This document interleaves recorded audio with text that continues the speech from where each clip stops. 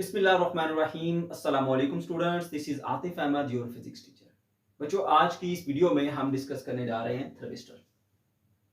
तो आज हम सीखेंगे कि थर्मिस्टर क्या होता है, थर्मिस्टर की कंस्ट्रक्शन क्या है, क्या इसकी प्रॉपर्टीज हैं, इसकी टाइप्स क्या हैं, इसके अलावा सबसे ज़्यादा इंपॉर्टेंट इसकी एप्लीकेशंस।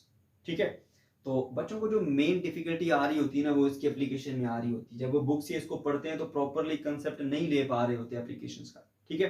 तो आज मैं आपको एप्लीकेशन बहुत ही आसान तरीके से समझाऊंगा और आपको इस काबिल कर दूंगा कि यहाँ से बनने वाले कंसेप्चुअल क्वेश्चंस को भी आप अच्छे तरीके से आंसर कर पाए। स्पेशली फेडरल बोर्ड में कंसेप्चुअल क्वेश्चन पूछे जाते हैं। ठीक है। तो वो आपका एप्लीकेशन बेस हो सकता है। ठीक है। तो आप उसको सॉल्व करने के काबिल हो जाएंगे। और बाकी बोर्ड्स के अंदर ये चीजें भी आ जाती हैं। थर्मिस्टर की डेफिनेशन भी आ सकती है, उसकी कंस्ट्रक्शन पूछी जा सकती है, प्रॉपर्टीज भी आ सकती हैं, एनटीसी पीटीसी जो उसकी दो टाइप्स हैं उसमें डिफरेंस भी आपसे पूछा जा सकता है। ठीक है। चलिए अब स्टार्ट करते हैं। सबसे पहले हम बात कर लेते हैं भाई ये थर्मिस्टर चीज क्या है। देखो बच्चों, ये बहुत ही आसान और सिंपल सा कंसेप्ट है। थर्मिस्टर असल में एक हीट सेंसिटिव रेजिस्टर होता है। ठीक है। वो कोई भी रेजिस्टर है, आप उसको हीट दे दो या उससे हीट ले लो, उसके टेम्परेचर में चेंज आएगा। तो टेम्परेचर में थोड़ा सा भी चेंज आने से उसकी रेजिस्टेंस में सिग्निफिकेंट चेंज आता है। अच्छा खासा उसकी रेजिस्टेंस चेंज हो जाती है। तो हम कहते हैं ये जो रेजिस्टर है ना, ये क्योंकि हीट के लिहाज से बहुत ज्यादा सेंसिटिव है, तो इसको हम हीट सेंसिटिव रेजिस्टर कहेंगे। थोड़ी सी हीट दोगे, थोड़ा सा टेम्परेचर में चेंज आएगा, थोड़े से टेम्परेचर में चेंज से अच्छा खासा रेजिस्टेंस में चेंज आ जाता है। तो ये टेम्परेचर के या हीट के लिहाज से बहुत ज्यादा सेंसिटिव होता है। दैट्स व्हाई हम कहते हैं ये क्या है, हीट सेंसिटिव रेजिस्टर। ठीक है। अब ये जो थर्मिस्टर है ना, ये दो टर्म से मिलकर बना है, थर्मल प्लस रेजिस्टर। असल में क्या होता है, ये एक रेजिस्टर होता है। क्योंकि ये हीट पे डिपेंड कर रहा होता है, इसलिए हम इसको थर्मल रेजिस्टर भी कहते हैं। ठीक है। और इन थर्मल और रेजिस्टर के दोनों के मिलाप से हमारे पास ये बनता है थर्मिस्टर। ठीक है। तो सिंपली क्या है जी, ये एक हमारे पास हीट सेंसिटिव रेजिस्टर है। ठीक है। अच्छा, अब अगर हम इसको डिफाइन करें तो बहुत आसान सी सिंपल चीज की डेफिनेशन है, a resistor made up of semiconductor. यानी सेमीकंडक्टर का बना हुआ ये एक रेजिस्टर होता है, having the resistance that varies rapidly, जिसकी रेजिस्टेंस रैपिडली वेरी करती है, यानी क्विकली इंक्रीज या डिक्रीज होती है, एंड प्रिडिक्टेबली, और प्रिडिक्ट की जा सकती है। मतलब हमें पता होता है कि अगर इतना सा हम टेम्परेचर में इंक्रीज लाएंगे तो उसकी रेजिस्टेंस इतनी बढ़ेगी। ठीक है, बात समझ रहे हैं? अच्छा, विद टेम्परेचर, टेम्परेचर के लिहाज से उसकी जो रेजिस्टेंस है उसको प्रिडिक्ट भी किया जा सकता है। और इस डिवाइस को हम क्या बोलते हैं, थर्मिस्टर बोलते हैं। हीट सेंसिटिव रेजिस्टर को हम क्या बोलते हैं, थर्मिस्टर बोलते हैं। ठीक है बच्चों। अच्छा, आप सवाल ये पैदा होता है ये बने किस चीज के होते हैं। कंस्ट्रक्शन बहुत आसान से, एक ही पॉइंट में इसका आंसर मिल जाएगा आपको। Thermistors are made from the semiconductors. कौन से सेमीकंडक्टर्स? ऑक्साइड्स ऑफ आयरन हो गया, निकल एंड कोबाल्ट। ठीक है, इनके ऑक्साइड से हमारे पास ये बनते हैं। ओके। और ये जो है वो मुख्तलिफ फॉर्म में होते हैं। ये डिस्क की फॉर्म में हो सकते हैं, ये छोटे से रॉड्स की फॉर्म में हो सकते हैं। ठीक है। और उसके दोनों तरफ ना दो लीड्स लगी होती हैं या वायर कह लें, जो कि प्लेटिनम की बनी होती है, और उसको फिर हमने एक केज में जो है वो क्लोज किया होता है। ये इस शेप के होते हैं। ये कुछ मैं आपको यहाँ पे बना के दिखा देता हूँ। ये कुछ इस शेप, ये डिस्क टाइप है। ठीक है। इस तरह के रॉड टाइप भी होते हैं हमारे पास। ये एक वायर यहाँ से और एक यार यहाँ से होती है। ये हमारे पास इसकी जो है वो मैंने दो डायग्राम बना दी। रॉड टाइप के भी होते हैं, इस तरह से डिस्क टाइप के भी ये हमारे पास मौजूद होते हैं। ठीक है ना। अच्छा, तो ये तो थी इसकी सिंपली कंस्ट्रक्शन के। ये सेमीकंडक्टर मटेरियल के बने होते हैं, that are oxides of iron, nickel, cobalt वगैरह। ठीक है। अच्छा, ओके। अब बात करते हैं जी इनकी प्रॉपर्टीज के ऊपर। क्या इनकी प्रॉपर्टीज होती है? नंबर वन प्रॉपर्टीज क्या है? Rapid change in resistance with the temperature. आप टेम्परेचर में चेंज लाते हो ना, रेजिस्टेंस में रैपिडली क्विक चेंज आता है। ठीक है, बात समझ रहे हो? तो पहली प्रॉपर्टी है कि टेम्परेचर को चेंज करने से इनकी रेजिस्टेंस में क्या आता है, फौरन से चेंज आता है, रैपिड चेंज आता है। दूसरा, high temperature coefficient of resistance यानी अल्फा होता है। अब high temperature coefficient of resistance alpha का जो टॉपिक है, हमने इसी चैप्टर की प्लेलिस्ट में पहले से एक लेक्चर बना के रखा हुआ है। अगर आपको इसका कांसेप्ट नहीं है तो आप पहले जाके उसको सीख भी सकते हैं। मैं यहाँ पर थोड़ा सा आपको ओवरव्यू बता देता हूँ उसका। हमने सीखा था कि टेम्परेचर को वेरी करने से ना रेजिस्टेंस में वेरिएशन आती है। ठीक है। अब टेम्परेचर को कितना वेरी किया जाए और उसके बदले में रेजिस्टेंस में कितना चेंज आएगा, ये हमें बताता है अल्फा। ठीक है, टेम्परेचर कोफिशिएंट ऑफ रेजिस्टेंस ये बताता है हमें। ठीक है ना।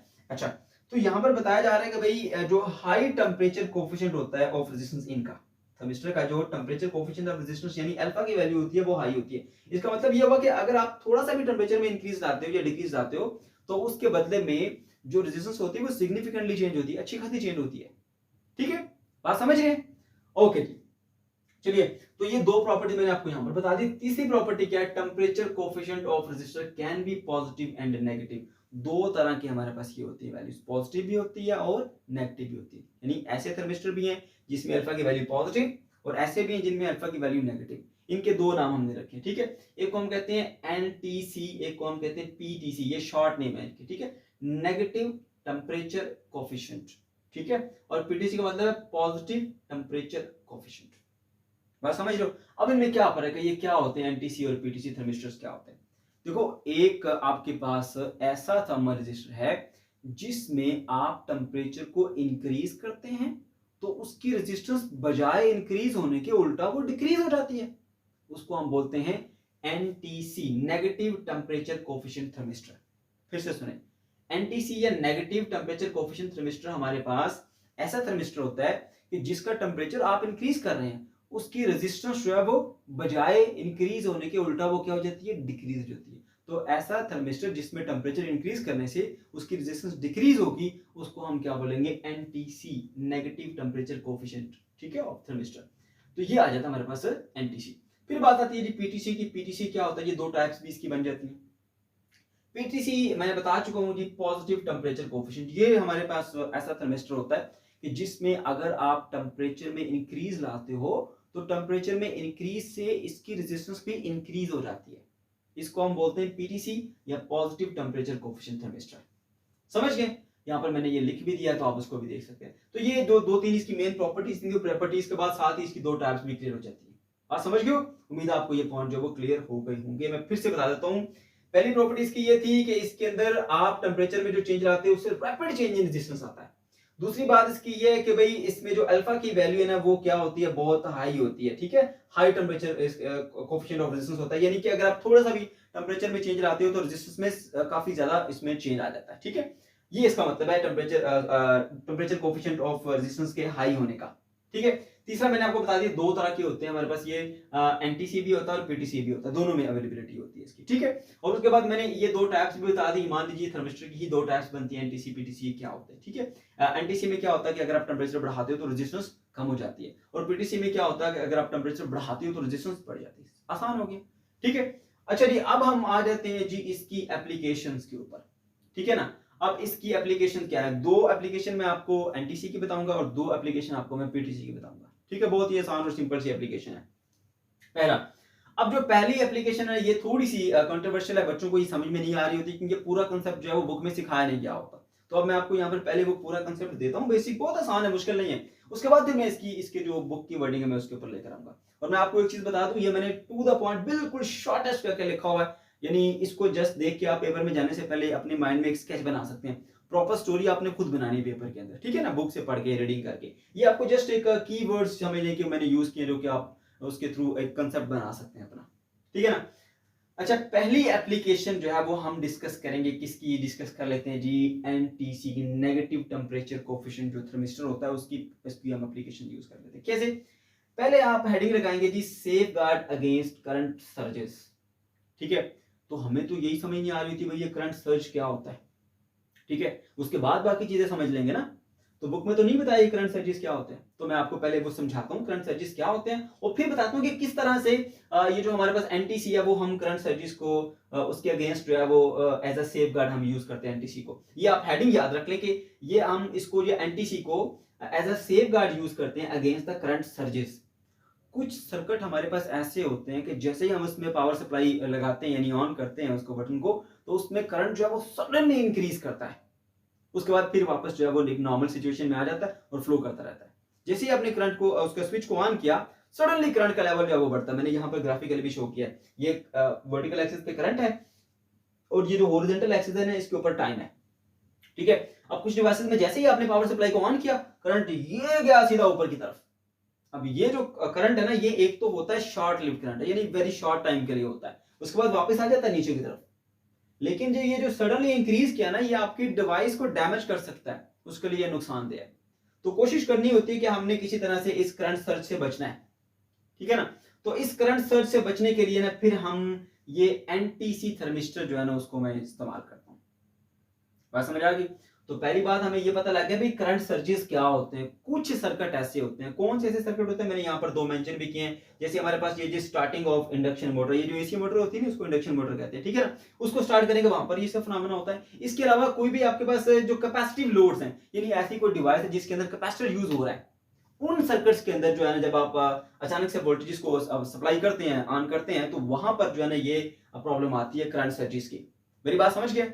कैपेसिटिव लोड जो है ना, जब भी कैपेसिटिव लोड के क्रॉस आप वोल्टेज लगाते हैं, ऑन करते हैं, तो वो फिर जो है ना अचानक से इनिशियली जो है वो करंट सर्ज का फिनोमेना जो है वो वहां पर होता है, और वो आपके सर्किट को डैमेज कर सकता है, ठीक है ना। तो ये भी क्लियर होगा कि ये करंट सर्जेस किन सर्किट्स के अंदर होते हैं। हर सर्किट में नहीं होते, कुछ सर्किट्स में होते हैं, जैसे मैंने बता दिया यहाँ पर, ठीक है।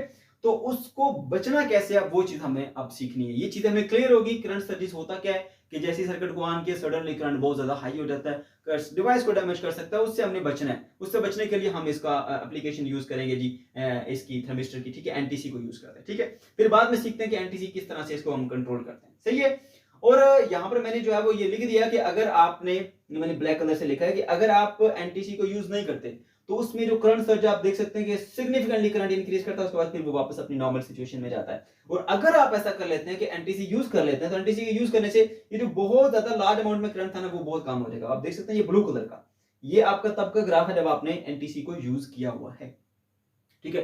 तो एनटीसी को यूज करके ना आप इस सर्ज करंट से बच सकते हैं। मैं थोड़ा सा इसको पढ़ लेता हूं ताकि कोई पॉइंट अगर हो तो हमसे मिस ना हो जाए।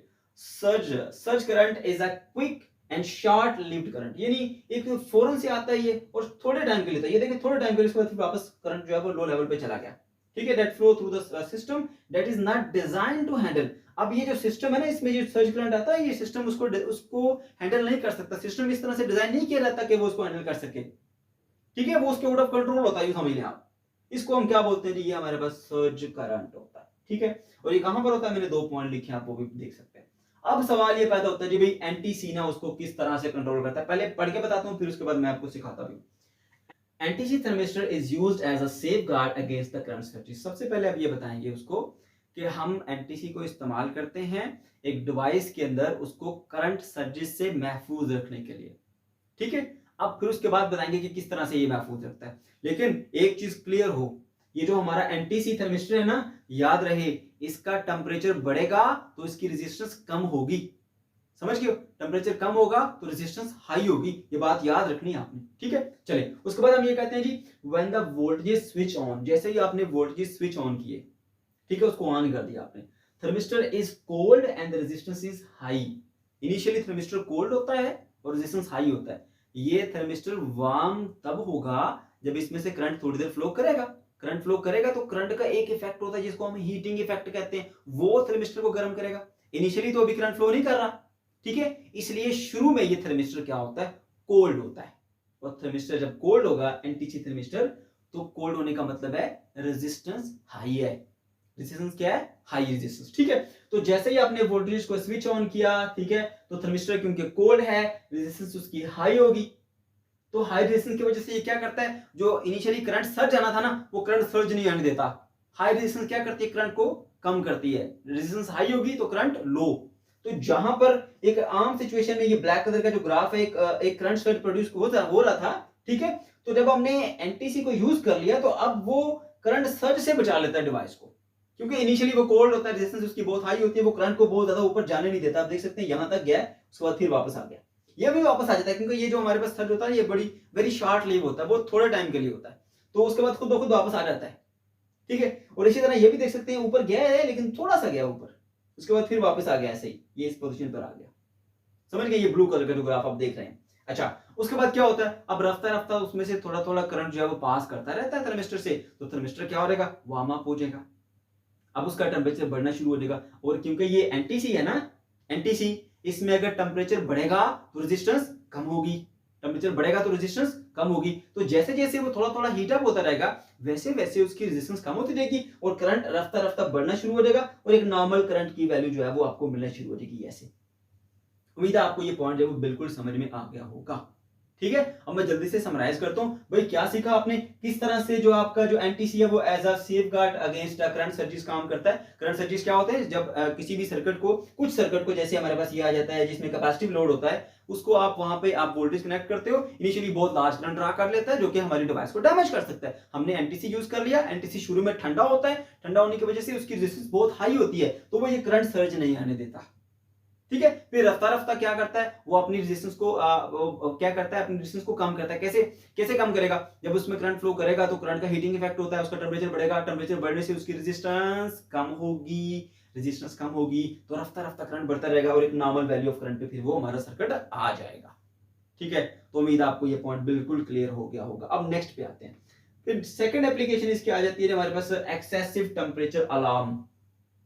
जब भी टेम्परेचर किसी जगह पे एक खास लिमिट से बढ़ जाएगा ना, तो आपको अलार्म जो है वो वहां पर बजता दिखाई देगा, आपको पता चल जाएगा भाई यहाँ पर कुछ प्रॉब्लम है, टेम्परेचर बढ़ चुका है।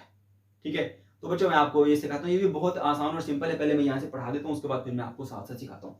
एनटीसी ही इसके अंदर भी इस्तेमाल होता है। NTC thermistor is use to make excessive temperature alarm. जहां पे कहीं पे आपने यूज चेक करना है कि कोई टेम्परेचर में इंक्रीज आए तो आपको अलार्म बजे ना, वहां पर आप एनटीसी थर्मिस्टर जो है वो इस्तेमाल करते हो, क्योंकि एनटीसी थर्मिस्टर में ये क्वालिटी होती है कि जब इसका टेम्परेचर बढ़ता है तो इसकी रेजिस्टेंस लो हो जाती है। अब इसको वो किस तरह से यूटिलाइज करेंगे इसमें एक्सेसिव टेम्परेचर अलार्म में, वो अब आपने सीखना है। ठीक है ना, तो अब ये हमने देख लिया कि एनटीसी थर्मिस्टर जो है वो हम यूज करते हैं to make the excessive temperature alarm. कैसे काम करता है ये देखिए, when the temperature is high, जब भी टेम्परेचर क्या होता है, हाई होता है, resistance of the thermistor decreases, उसकी रेजिस्टेंस डिक्रीज हो जाती है। हमने अभी भी पढ़ा इसको एनटीसी के बारे में कि अगर इसका टेम्परेचर हाई होगा तो रेजिस्टेंस लो होगी, समझ गए, टेम्परेचर बढ़ेगा रेजिस्टेंस कम होगी, तो रेजिस्टेंस कम होगी और एक लार्ज अमाउंट ऑफ करंट जो है वो सर्किट से फ्लो होकर अलार्म को मिल सकता है और अलार्म जो है वो साउंड प्रोड्यूस करेगा। ठीक है, मैं आप इसका जो सर्किट है ना एग्जैक्ट वो यहाँ पर नहीं बना सकता, उसकी रीजन क्या है, उसमें और भी कंपोनेंट्स है जो कि अभी हमने सीखे नहीं, स्पेशली ट्रांजिस्टर वगैरह, तो फिर आप पूछेंगे सर ये क्या चीज है। मैं आपको सिंपल बता देता हूँ, देखिए मान लीजिए ये हमारा एक अलार्म है, इसके साथ मैंने यहाँ पर क्या लगाया हुआ जी, ये मेरे पास एनटीसी है। ठीक है, अब क्या है जी, करंट जो है ना इस एनटी से गुजर के इसको मिलना है, अलार्म को, एनटीसी से गुजरने के बाद किसको मिलना है, इस अलार्म को मिलना है। अब एनटीसी अगर कोल्ड है तो कोल्ड फॉर्म में रेजिस्टेंस होती है हाई, तो सिग्निफिकेंट अमाउंट ऑफ करंट इसमें फ्लो करके इसको नहीं मिल सकती, तो अलार्म नहीं बजता।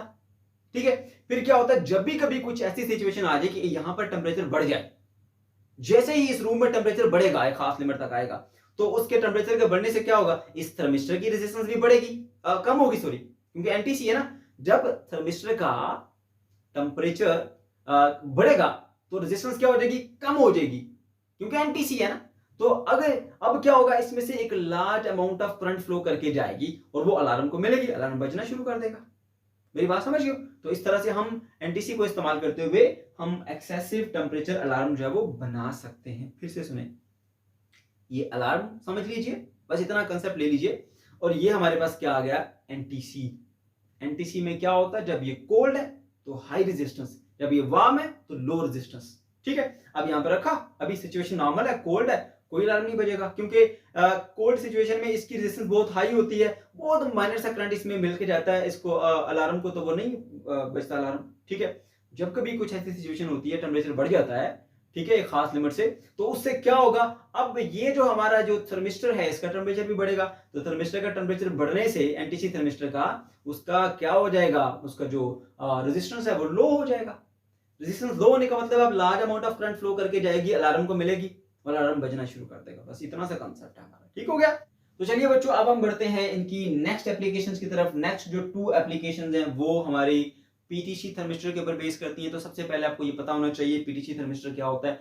पीटीसी थर्मिस्टर हमारे पास ऐसा थर्मिस्टर होता है कि जिसका टेम्परेचर इंक्रीज करने से उसकी रेजिस्टेंस में इंक्रीज आता है, समझ गए? टेम्परेचर बढ़ाओगे तो रेजिस्टेंस भी बढ़ जाती है, ठीक है ना। तो पीटीसी को हम इस्तेमाल करते हैं फॉर ओवर करंट प्रोटेक्शन, ठीक है ना। किसी भी डिवाइस को ओवर करंट से प्रोटेक्ट करने के लिए आप पीटीसी थर्मिस्टर का इस्तेमाल करते हैं। कैसे, मैं आपको एक आसान से तरीके से समझाता हूं। देखो बच्चों, आपने इस डिवाइस को ओवर करंट से बचाना है, ठीक है ना। तो आप इसके सर्किट में ना, इससे पहले आप क्या लगा दें जी, आप एक पीटीसी थर्मिस्टर लगा दें। अब करंट अगर ज्यादा आएगा ना, पहले उसको पीटीसी से गुजरना है और फिर इस डिवाइस को मिलना है, समझ गए? अब अगर ज्यादा करंट पीटीसी से आएगा तो सुनो ध्यान से, अगर करंट ज्यादा गुजरेगा तो ज्यादा करंट गुजरने से ज्यादा हीट प्रोड्यूस होती है, क्योंकि करंट का एक हीटिंग इफेक्ट होता है, थोड़ा करंट थोड़ी हीट बनती है। ज्यादा करंट सर्किट से गुजरेगा तो ज्यादा हीट बनेगी, ठीक है। अब जब थर्मिस्टर से ओवर करंट गुजरेगा ना, तो ओवर करंट गुजरने से थर्मिस्टर का टेम्परेचर बढ़ जाएगा, क्योंकि ज्यादा हीट प्रोड्यूस होगी। और जब पीटीसी थर्मिस्टर का टेम्परेचर इंक्रीज करेगा तो उसकी रेजिस्टेंस भी इंक्रीज कर जाएगी, और रेजिस्टेंस बढ़ेगी तो करंट को वो कम कर देगा, तो ज्यादा करंट को वो आगे जाने नहीं देगा, तो वो क्या करेगा, ओवर करंट से इस डिवाइस को प्रोटेक्ट कर लेगा। फिर से सुनिए, हमने इस डिवाइस को ओवर करंट से प्रोटेक्ट करना है, इससे पहले हम लगा देते हैं पीटीसी।